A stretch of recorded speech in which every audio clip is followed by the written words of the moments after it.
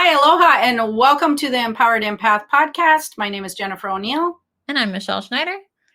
And we welcome you today as we talk about all things involving our spiritual lifestyle and or answer any questions that you may have, because we want you to go ahead, Michelle. Like and subscribe as always. Yeah, if you like this video content, please like the video. And if you haven't already, do subscribe. Hit that notification bell so that you don't miss any future podcasts. Yes. And today we're going to be talking about moon children, but I have a sneaking suspicion this is going to sneak over into a lot of other areas just because of the nature of the topic itself. So when this comes out, it will be full moon. Yes. People will be crazy and reactive because it amplifies energy, especially when you're dealing with people who are affected by energy. And people who are affected by moon energy are typically what is called a moon child. And that's kind of where the name came from. It's also where lunatics came from. You know, Yeah. Oh, well, there you go. That's true. That being said, it's funny because my grandkids are always like, it's full moon tomorrow, means there's going to be some crazy people out there, and they are 7. It's hilarious. It's like, oh, well, yep, that's true. I'm not even watching the moon phases, and I don't even know where they're watching them, but it is so funny. They always tell me, right? But actually, they probably see it out their window, because right where they're at, they can see the moon really good when it's getting close to full moon. So, well, I also always heard it from people who are in the medical field too. I know my sister, she would tell me this all the time, is like around full moon, like things would just get crazy, you know, at the doctor's offices and things of that nature. So it's oh, a yes. thing. Yes, the energy is weird when it's full moon. That being said, though, I had a question the other day, and I thought it was a good one about moon children. So how you can tell if you're a moon child is the best way is you're drawn to the moon. Everything about the moon fascinates you.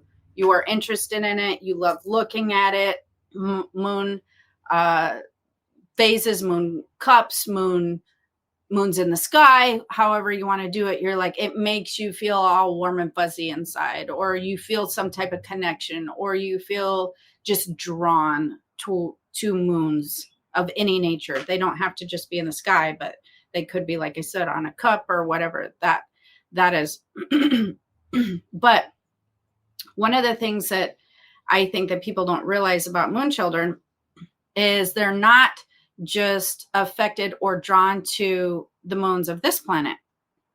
I said moons of this planet. That was kind of funny. The moon. Do you know something that we don't? Well, I was looking at all the moons and the other planets is why I said moons. But moon children have typically lived a lot of other lifetimes on other planets as well. They haven't lived all of their lifetimes on Earth.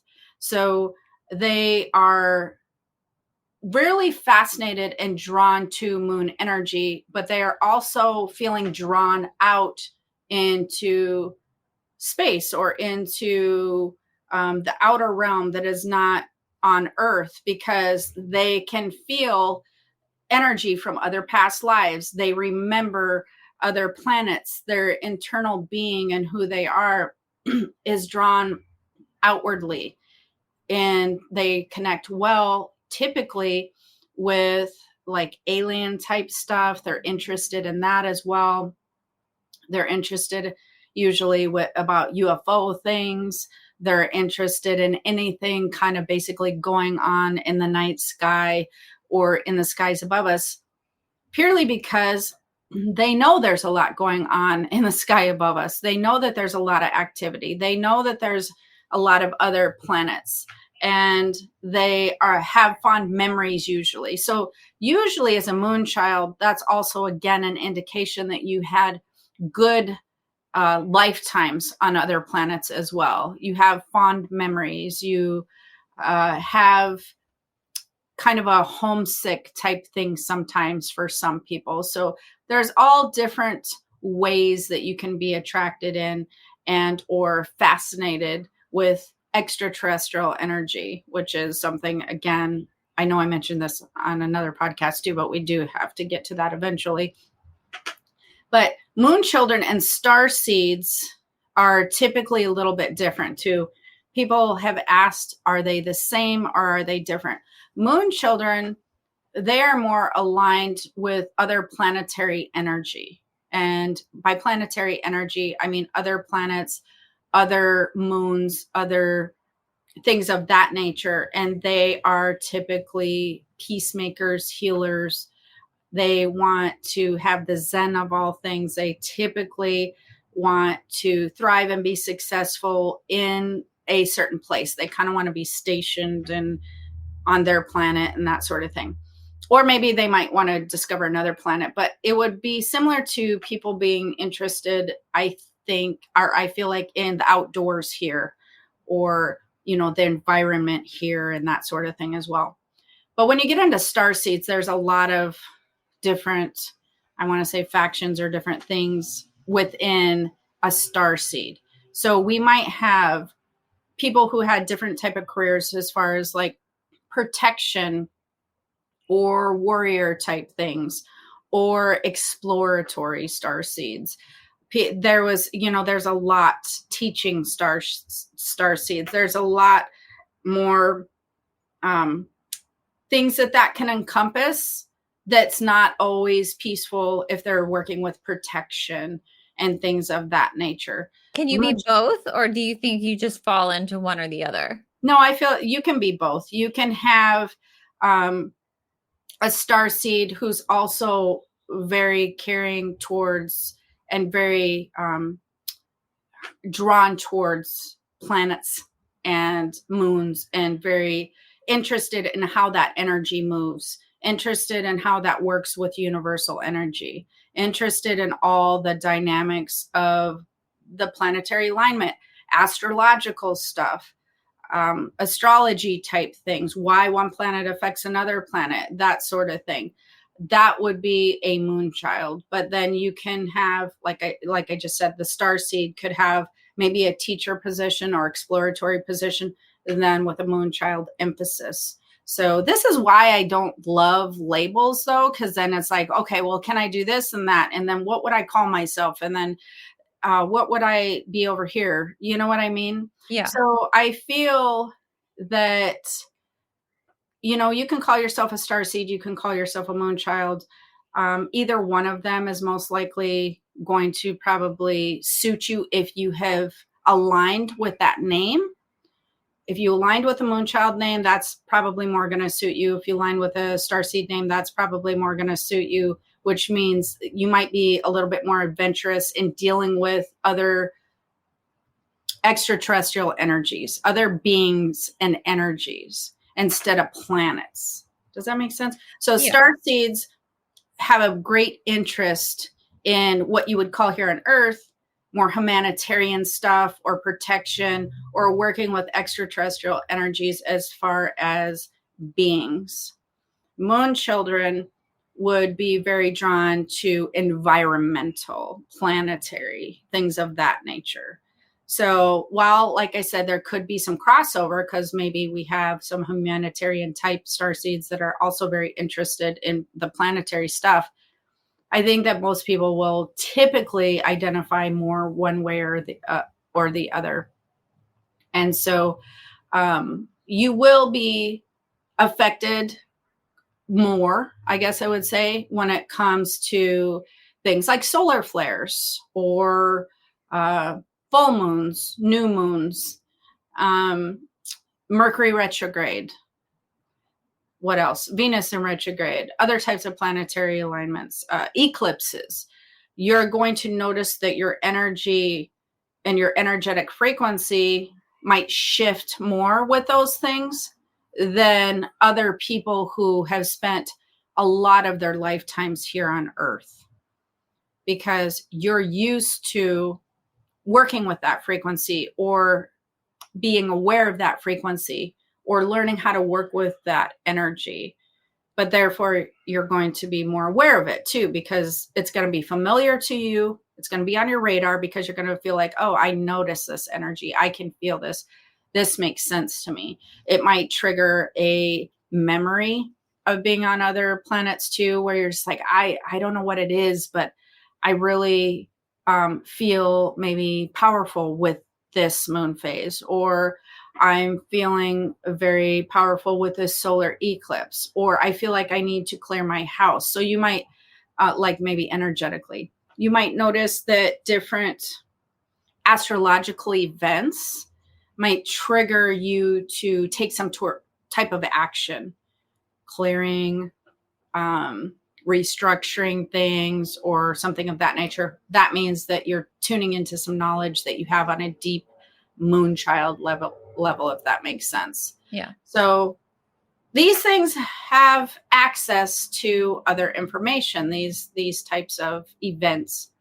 but they will be more greatly affected than other people who spend a lot of lifetimes on Earth. I feel like everybody, I don't want to say everybody, that's not true. I feel like a lot of people just assume that we've spent most of our lifetimes here on Earth. And that's not the case at all for a lot of people. A lot of us have spent many lifetimes in other realms, on other planets, things of that nature. That's a very 3D concept, I feel like, is like, oh yes, Earth, this one little planet. Yeah, I mean, it's not to say that some people don't, but I definitely fall into the category where I think most of my lifetimes, majority, like Mhm. I have a handful of Earth, but just through readings, past life regressions that I've gone through, I know I identify more as a star seed, and I know that I've had. Well, that being said, without the readings, without all of those things, what do you feel more drawn to? Do you feel like you're more drawn to space and planets and like sci-fi type movie things, or do you feel like you're more drawn to Earth? Where's your first thought go? Where do you feel most drawn to? As a kid, I would often be sitting alone just thinking about space, and I don't think that's normal. Well, it is for a moonchild. But no, I would think about the stars. I would think about like just space. I would, I've had recurring dreams too of, it was so weird to have like the same dream. I'm like standing in my parents' front lawn. It's dark outside. I see all the stars above me, and there was always a different UFO hovering above me. Like to the point I could describe how they looked each different. I'm very attracted to like, the Guardians of the Galaxy sci-fi stuff. See, Like you're hitting on all points because you were very fascinated with space and whatnot. You were interested and felt connected in some way to understanding UFOs or extraterrestrial things exist. And then now we're going Guardians of the Galaxy, and that is another sign as well, as far as feeling like, yes, this makes sense. I feel warm and fuzzy inside. Have you ever had one of those types of shows where it sparked something in you that you were like, oh, this feels like I could live there, or I feel really drawn to this place. Like it just feels like this place exists. Have you ever had yeah, that? I love it, and I don't know, I can't explain why. Yes. I'm so fascinated by it. Yes, I had that happen to me when I was younger, and I was like, "This is so bizarre." I was watching a movie, and it hit me, and I was like, "Oh my god!" I was like, "This place exists," and it was because it wasn't something I was thinking about at the time, and I was just like, "I know, I feel like I've been to this place." Now, it might have not been that exact place, right? But somewhere very similar, that it clearly sparked some type of memory within my being about that. I have to take a drink, sorry. I'll cut it, no worries. So so when you have something hit you within some type of sci-fi movie, usually it will be a fond memory. Hopefully it's not like, Aliens or something, like the movie Aliens, and you're I like, oh don't my like the god. negative stuff or like, they're out to like, Independence Day, we're gonna take Yeah, over the earth. Like I'm not into that stuff. But right. Yeah. Well, and to be fair, I know from what I've seen, or I feel I guess I would say. From the things that I've been shown, I know that everything is not always positive and wonderfully, Candyland in the S, what would you even call universe, astrological realm, whatever. It's the same as an Earth. We have some people that are really positive, some people that are more the negative, some people that are helpful and healing, some people that are harmful. So that's going to be across the spectrum. Yeah. Yeah, it's going to be across the board as far as that stuff goes. But absolutely, you will feel fond. The other thing a lot of people do experience is they start feeling really homesick and they don't know where home is. It doesn't feel like it's on Earth. It doesn't feel like it's like a different state or a different country. It feels like you're feeling homesick for somewhere above, somewhere that's not here. And that's another thing that moon children or starseeds can typically experience throughout their lifetime somewhere. You don't have to hit all of these things to be one of those, but it can be also a sign of feeling homesick. Did you ever have that happen? Well, there's been many a times where I'm like, why the hell did I come to Earth? Like, well, I don't want to do this again. Now that's a question. That's not like a homesick, but I feel like almost everybody I don't want to be here. Will be like, yes, yep, I'm with you. I've had that happen to me before. Why would I choose this life? Why would I choose these people to be in my life? Why would I choose this experience to be in my life? Yeah, and then they're like, yeah, I want to change my script. See, this is why we're not allowed to change our script when we're down here. This is exactly why you are not allowed to change your journey while you're here. You have to get all kinds of approval and angel interference and all kinds of stuff. This is why. So that being said, yes, the moon is coming up. It's going to be intense. It will affect a lot of people differently.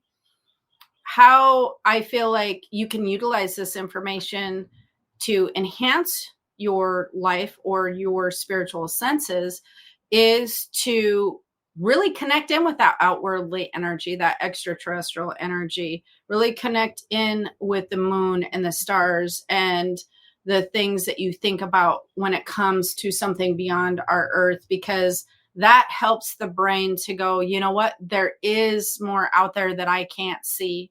And if you really just start to tune in and connect with that, whether you're outside and you just start staring up at the stars, or whether you're laying in bed and you imagine connecting with the stars and imagine connecting in with the moon energy, when you do that, a lot of times as a moon child, there'll be a place in your chest center where it will start to feel tingly and or connected in, and or you might feel this loving sensation, because that's where everybody always feels their intuitive center in their middle of their chest is always where everybody feels love too, when they're feeling warm and fuzzy towards somebody. So in that area, a lot of times it will activate that area of the body, and that area of the body will help you to tune into your spiritual senses. That's when we're activating our intuitive senses as well.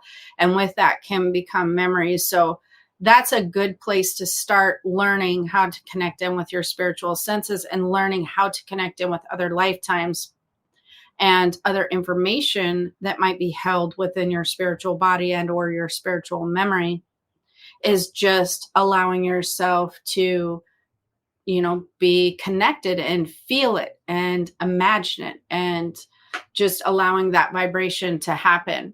I think that that's easier for some people because people don't shut down the moon and the stars and other planets the way that they would shut down the spirit realm. Like, well, nobody knows that exists. Nobody knows where it is. You can see stars. You can see planets, you can see moons. And so it helps your brain to justify and allow your connection to happen naturally.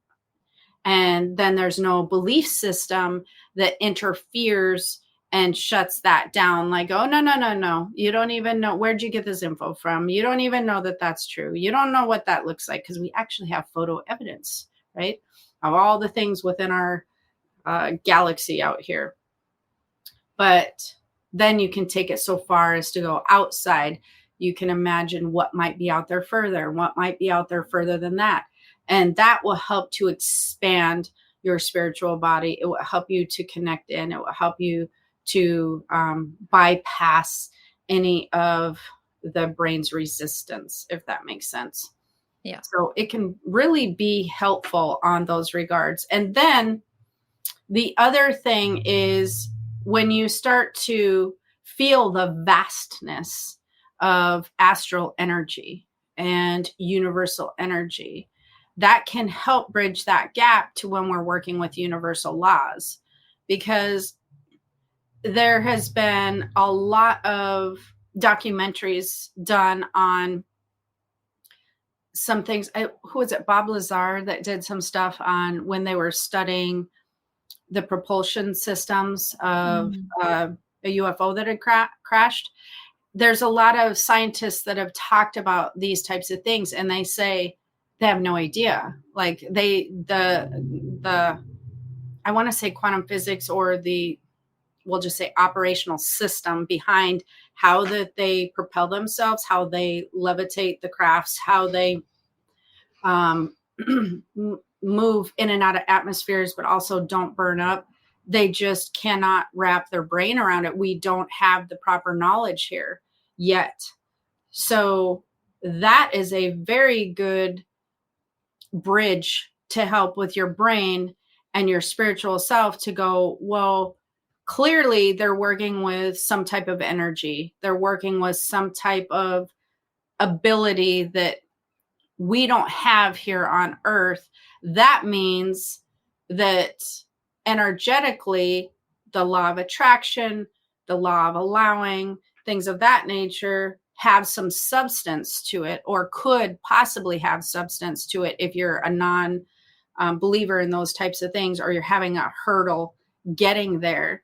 There's clearly a way that these things are operating that has no visual evidence and no explanation for the knowledge that we have on Earth. And if that's true, that technically is visual evidence for things working without an explanation. Yeah, I think it's going to get harder and harder to deny. I mean, especially as we go on through the next few years. I mean, you're going to see a lot more sightings. You know, I'm a full believer, obviously, but I just think there's going to be so much more reveal. Do you agree? Do you psychically agree that? Yes, because it's becoming acceptable. They're starting to release a lot of things stating that this happened and that happened. And the amount of material out there right now that they're releasing is just a lot to sort through.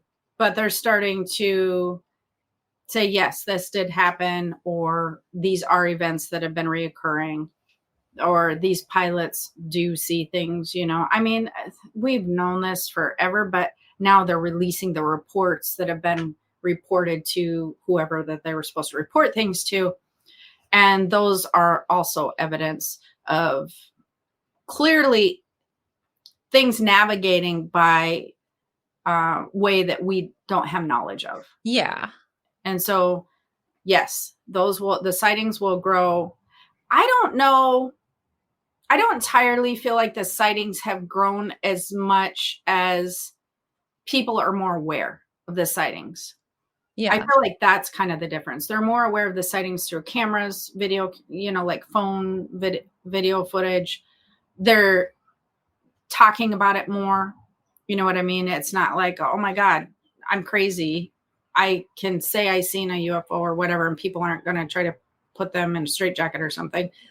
So I feel like it's more acceptable to talk about. I feel like the interest has gone up because everybody within this transitional journey, they're feeling more connected. They are remembering more about who they are on a soul level. And with that becomes their own reality, which is, yeah, we believe that this exists. And so it draws their attention more to the sky. It draws their attention more to articles. So I think it's more about there's more people accepting it, therefore noticing it, than more activity, if that makes sense. Yeah. So that's going to continue to happen. So if you are a moon child, that is a good window, if you start noticing that you're a moon child, to start working on developing your spiritual senses, though. Did you know that as well? That's a good window because you're starting to feel your spiritual body. If you feel drawn to the moon, if you feel drawn to extraterrestrial energy, if you feel, and it will be like a feeling, an urge, just this really strong part of yourself, usually within the chest center, that you just feel drawn, or that it's factual, or that it exists, or a fascination. That's your window, and timing is ripe for you to start working with your spiritual body, start learning how to develop your spiritual senses, start learning how to tune into them, learning how to allow your spiritual body and physical body to work together, be more aware of signs and synchronicities, just move down the spiritual path of development if you choose to, because that is a good window. If you're remembering this, if you're feeling drawn, your spiritual body is activating. And so it's more to the surface than being dormant and being pushed down, because you wouldn't remember that if your spiritual body was not starting to tingle and starting to want to activate with information. Otherwise you'd be like, oh yeah, the moon. Yep. Looks like a moon. There would be no of that feeling in the chest center, in the body. Yeah. And I'm always like, oh my God, look at the moon. Isn't it so pretty? Yeah, there would be none of that.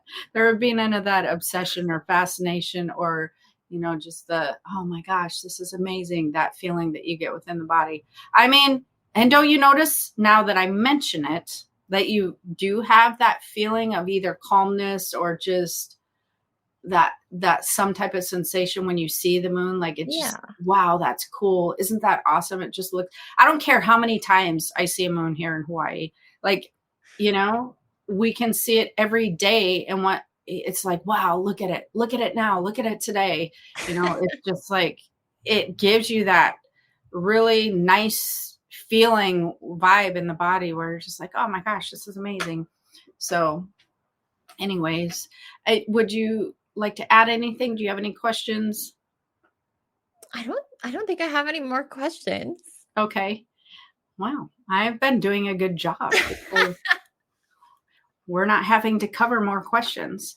But if I didn't cover something and you do have questions, or if you are a moon child, if you feel drawn to the moon, astral energy, other planets, extraterrestrial energy, comment below that you are a moon child, or yes, that's me, or something along that lines. I'm a moon child. Yes, that's me. I would like to see how many people comment below. How many moon children do we have out there that we can communicate with? It. Yeah, and like the video while you're at it. So yes. Just hit the like button and the notification. All right. So that will conclude our moon child discussion, moon child starseeds, and hopefully everybody has a wonderful time looking at the moon today, and not any crazies going on, and not any weird stuff happening, right?